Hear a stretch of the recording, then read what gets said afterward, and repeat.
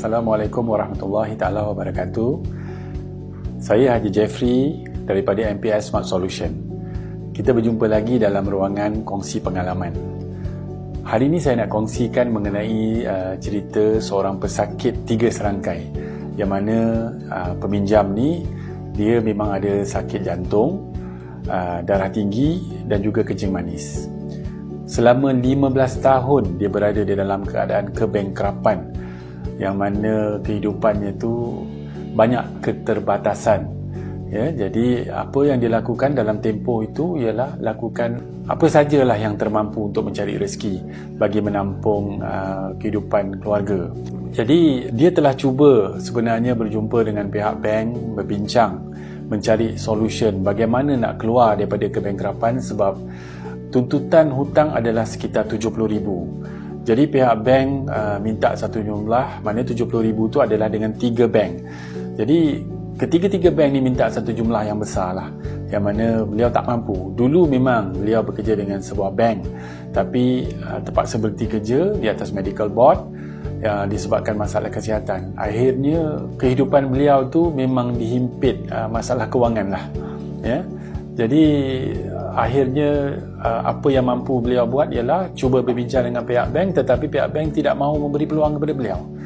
So alhamdulillah satu hari beliau diketemukan dengan saya. Jadi saya pun setelah mendengar apa yang diceritakan kepada saya tu timbul rasa simpati lah. Ya, kesian sebab 15 tahun berada dalam kebengkrapan, struggle untuk keluar, hidup di atas keterbatasan sebagai seorang bankrupt. Jadi nak membesarkan anak-anak dalam keadaan yang sukar.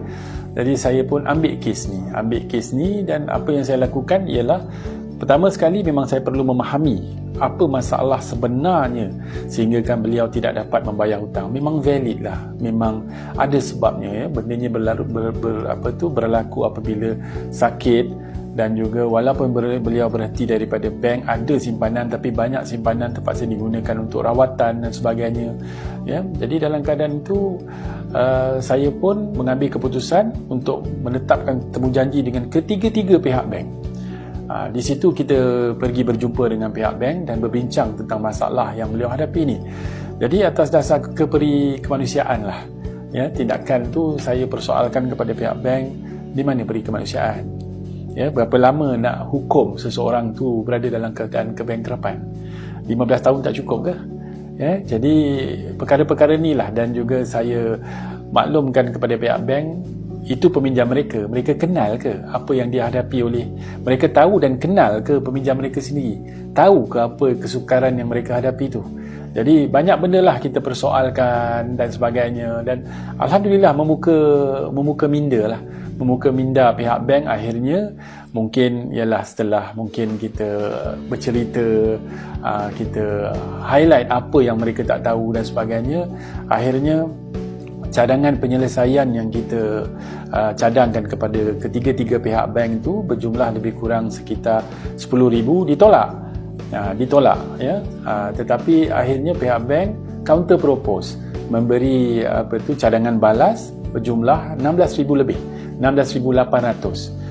Okey, untuk melepaskan seseorang yang ada yang ada jumlah hutang dalam 70,000 lebih kurang, ya. Jadi dekat situ kita dapat banyak juga diskaun yang kita berjaya dapatkan, dan akhirnya dengan bantuan ahli keluarga, kawan-kawan dan sedikit daripada dermawan-dermawan lah yang sudi membantu, akhirnya syukur alhamdulillah dapat dilepaskan daripada kebengkrapan, dan juga hari ini beliau telah bebas. Ya, apa yang saya dapat tahu selepas tu, beliau dapat pergi menunaikan umrah, ya, dapat pergi melancong bersama keluarga, yang mana anak-anak sanggup untuk menaja beliau, untuk bawa beliau berjalan-jalan. Alhamdulillah dapat pergi ke luar negara. Jadi syukur alhamdulillah, satu kepuasan yang bila kita dengar pelanggan yang kita tolong tu dapat mengecapi itu, kita rasa seronok. Jadi bagi anda semua yang ada masalah pinjaman hutang mungkin sama ada bankrupt ataupun nak dibankruptkan, ataupun yang mana hak anda telah dinafikan, yang mana penganiayaan berlaku ke atas anda, di mana penganiayaan tu contohnya ada pihak-pihak pemihutang ataupun wakil-wakil pemihutang menekan anda dan sebagainya, tak apalah, datang mengadu dengan saya. InsyaAllah di atas kemampuan saya cuba yang terbaik untuk bantu anda.